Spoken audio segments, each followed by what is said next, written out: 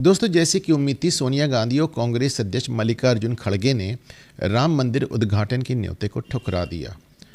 उन्होंने कहा धर्म एक निजी मामला है और ये जो समारोह हो रहा है ये भारतीय जनता पार्टी का सरकार का समारोह है और वो इसमें जाने का कोई कारण नहीं देखते।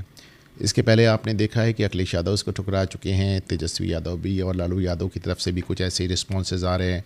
ममता बनर्जी ठुकरा चुकी हैं, वामपंथी ठुकरा चुके हैं, यहाँ तक कि हमने देखा शिवसेना तक इसमें आने की इच्छुक नहीं है और उन्होंने भी एक तरह से इस मामले को टरका दिया है।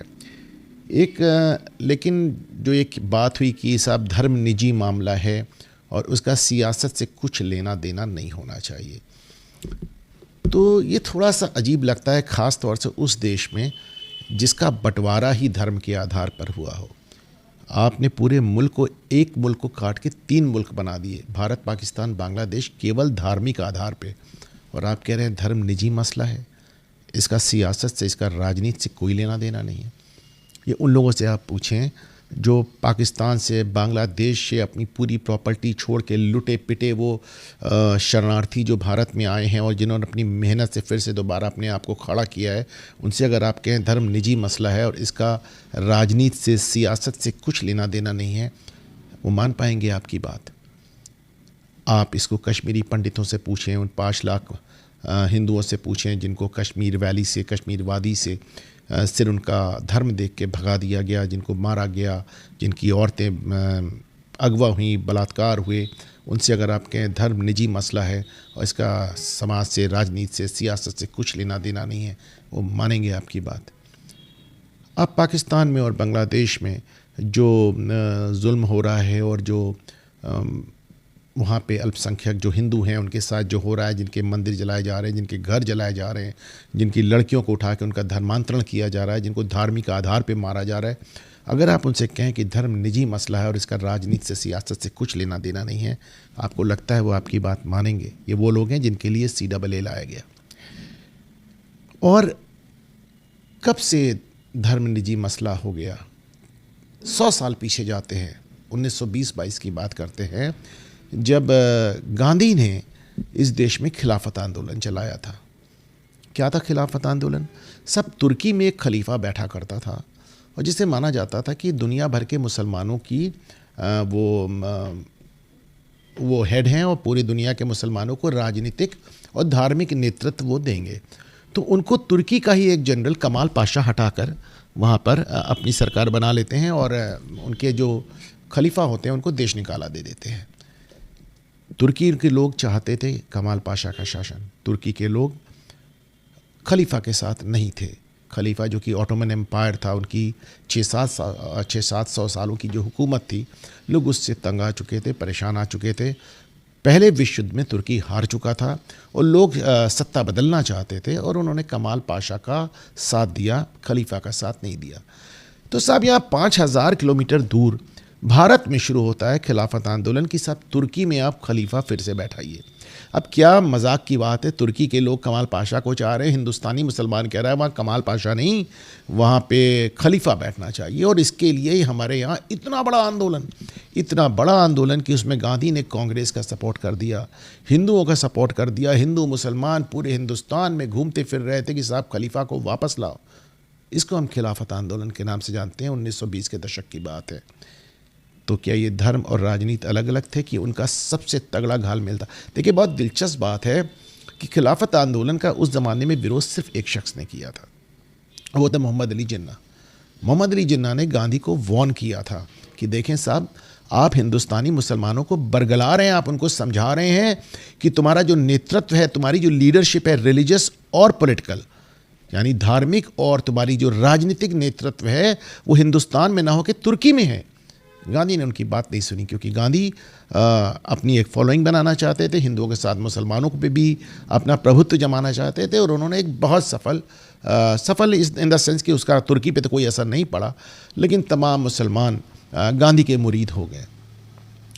जिन्ना को ये बात इतनी नागवार गुजरी कि वो वापस इंग्लैंड चले गए। बाद में उनको इकबाल ने और तमाम लोगों ने उनको कन्विंस करके वापस बुलाया। बहरहाल, तो राजनीति और धर्म का घालमेल तो आप यहीं से देख रहे हैं। उसके बाद 1947 में धर्म के आधार पर, पहले 1946 में चुनाव होता है। जिन्ना मुस्लिम लीग केवल धर्म के आधार पर मुसलमानों के लिए अलग देश की मांग करती है। मुस्लिम लीग को वोट्स मिलते हैं, 91% मुसलमान जिन्ना को मुस्लिम लीग को वोट करते हैं। और जिन्ना को उस समय तक समझ में आ गया था कि साहब गांधी ने मुसलमानों को जो घुट्टी पिला दी है। अब वहाँ पे एक ज़माने में जिन्ना सेकुलर हुआ करते थे, तो बड़े उन्होंने, जैसे मैंने आपको भी बताया कि उन्होंने खिलाफत आंदोलन का विरोध किया था, लेकिन तब तक जिन्ना भी बदल चुके थे और जिन्ना ने पाकिस्तान के मुद्दे पर 1946 का चुनाव लड़ा। उनको 91% मुसलमानों ने वोट दिया। 1947 में देश का बंटवारा हुआ धर्म के आधार पर, और सिर्फ धर्म के आधार पर, कोई और कारण नहीं था। और फिर आप कहते हैं कि धर्म निजी मसला है। बट आज़ादी के बाद सोमनाथ मंदिर का जीर्णोद्धार, जैसा कि आप जानते हैं सोमनाथ मंदिर हमारा एक प्राचीन मंदिर था जो 17 बार लुटा मुस्लिम आक्रांताओं के हाथों। तो सरदार पटेल जो उस समय हमारे गृह मंत्री थे नेहरू के साथ, उन्होंने उसका जीर्णोद्धार का एक बीड़ा उठाया और उन्होंने उसको एक भव्य मंदिर बनाया। और उसके उद्घाटन में भी नेहरू ने जाने से ये कह के मना कर दिया था कि धर्म निजी मसला है। अब बड़ी अजीब सी बात थी, देश का गृह मंत्री वहाँ पर है, देश का राष्ट्रपति डॉक्टर राजेंद्र प्रसाद वहाँ पे है, और देश का प्रधानमंत्री कह रहा है धर्म निजी मसला है। ये वो जवाहरलाल नेहरू थे जिन्होंने जब हिंदू मैरिज एक्ट लाए हैं तो उन्होंने कहा कि साहब इसमें मुसलमानों को हम नहीं शामिल कर सकते क्योंकि मुसलमान अभी बदलाव के लिए तैयार नहीं हैं। ये नेहरू जी के शब्द हैं, और धर्म निजी मसला है। 1972 में भारत सरकार, और तब तक इंदिरा गांधी प्रधानमंत्री थी और बड़ी बहुमत की प्रधानमंत्री थी। 1971 का उन्होंने युद्ध जीता था, बहुत पॉपुलर प्राइम मिनिस्टर थी, और वो एक कानून लेके आती हैं। उस समय वो कानून मंत्री HR गोखले थे। तो एक कानून लेके आती है विरासत का, उत्तराधिकार का, एडॉप्शन का। जब आप किसी बच्चे को गोद लेते हैं तो उसको हक दिलाने के लिए। तो सब देश के मुसलमानों ने इसका विरोध किया। उन्होंने कहा इस्लाम में गोद लेने से हक नहीं मिल जाता। आप उसकी परवरिश तो कर सकते हैं पर आप उसको नाम नहीं दे सकते और आप उसको विरासत नहीं दे सकते। इंदिरा गांधी ने उनकी बात नहीं सुनी।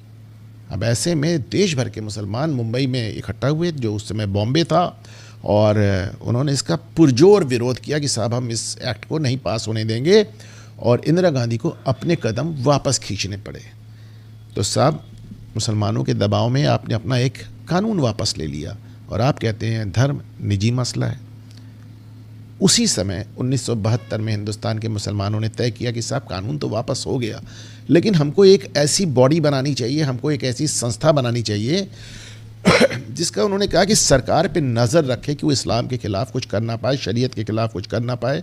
तो उस समय all India Muslim personal law board का गठन हुआ। इंदिरा गांधी ने उसको मान्यता भी दे दी। और देखें 1972 से लेकर आज 2024 आ गया। आज की तारीख में मुस्लिम पर्सनल लॉ बोर्ड जो कुछ कहता है उसको हिंदुस्तान के मुसलमानों की आवाज़ मान ली जाती है।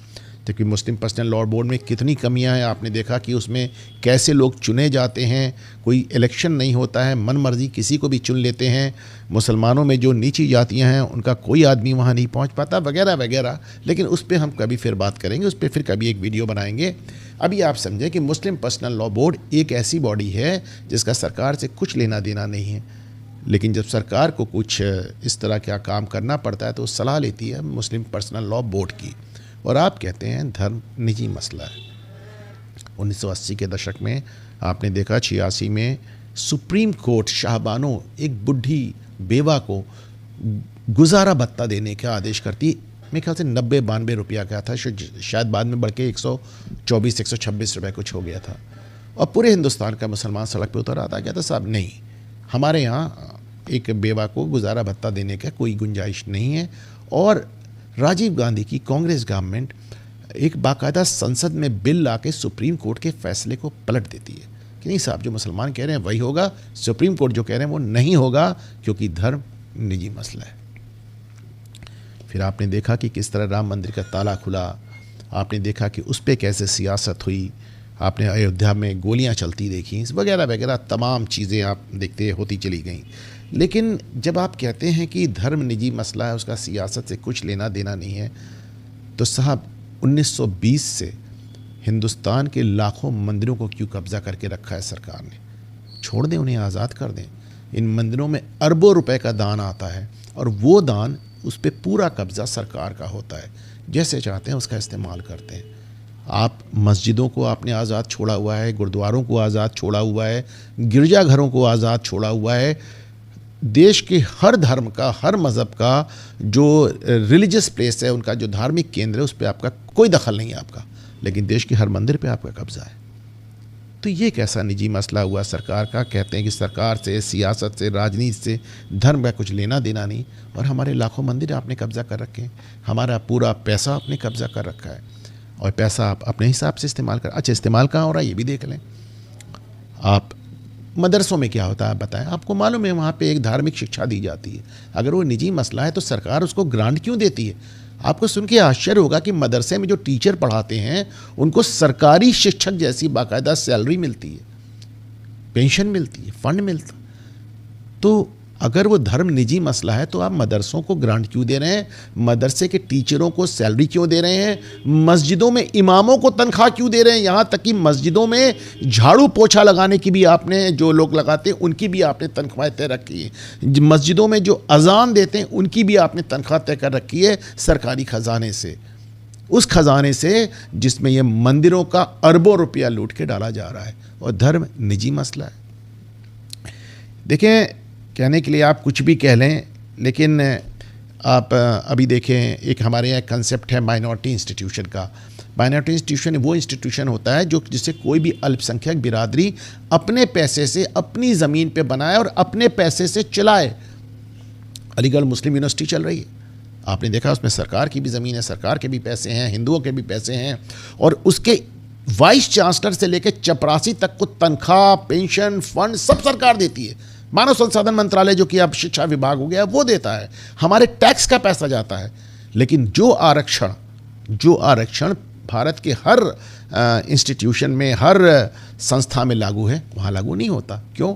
क्योंकि वो एमयू वाले कह देते हैं साहब ये माइनॉरिटी इंस्टीट्यूशन है, इसमें सरकार की बिल्कुल नहीं चलेगी। सरकार राइट टू एजुकेशन बनाती है कि हर संस्था को, हर स्कूल को, हर कॉलेज को, कुछ लोग बच्चों को, गरीब तबके के बच्चों को फ्री में पढ़ाना पड़ेगा। आपके ऊपर राइट टू एजुकेशन भी लागू नहीं होता, आप माइनॉरिटी इंस्टीट्यूशन है। और ऐसे एमयू जैसे तमाम, मैं यहाँ प्रयागराज में बैठ के बोल रहा हूँ, हमारे यहाँ ये एग्रीकल्चर इंस्टीट्यूट, जिसको अब शियार्ट्स कहते हैं, वहाँ वाइस चांसलर से लेकर चपरासी तक सारी तनख्वाहें सरकार से आ रही हैं, पर वो कहते हैं हम माइनॉरिटी इंस्टीट्यूट हैं। 75 साल से ऊपर उनके वाइस चांसलर हो गए, बने हुए हैं, सारी नियम तोड़ के बने हुए हैं। क्यों? और इस समय तो जेल में भी हैं। क्यों? क्योंकि आप उन्हें रोक नहीं सकते, वो माइनॉरिटी इंस्टीट्यूशन है, और धर्म निजी मसला है। चलें, इसके बाद भी हमने आपने कह दिया धर्म निजी मसला है, तो हमें बता दें कि अगर धर्म का सियासत से कुछ लेना देना नहीं है, तो फिर ये चढ़ चढ़ के सनातन धर्म को गालियां क्यों दी जा रही हैं? आपके राष्ट्रीय अध्यक्ष हैं कांग्रेस के मल्लिकार्जुन खड़गे, उनका अपना लड़का कर्नाटक में कैबिनेट मिनिस्टर है प्रियांक खड़गे, वो सनातन को कोड़ बता रहा है, सनातन को कोविड बता रहा है, सनातन धर्म को गालियाँ दे रहा है। आपके इतने बड़े पार्टी है डीएमके, उसके चीफ मिनिस्टर स्टालिन सन 50 के दशक से लगातार बारी बारी से तमिलनाडु में राज कर रहे हैं। कांग्रेस के घटक दल हैं इंडिया गठबंधन के, उनके साहबजादे गाली दे रहे हैं, ये राजा गाली दे रहे हैं उनके मंत्री। उत्तर प्रदेश में आपने देखा अखिलेश यादव को न्योता जाता है, वो कहते हैं साहब हमने किसी को पहचाना नहीं, हम जाएंगे नहीं, अजीब सा जवाब देते हैं। राम मंदिर के बुलावे को वो राम नाम सत्य से जोड़ देते हैं। उनके साथ स्वामी प्रसाद मौर्य खड़े हैं जो रामचरितमानस जलाने के लिए उन पे मुकदमे हैं, और क्या क्या कह रहे हैं और रामचरितमानस को लेके आपसे ज़्यादा कौन जानता है।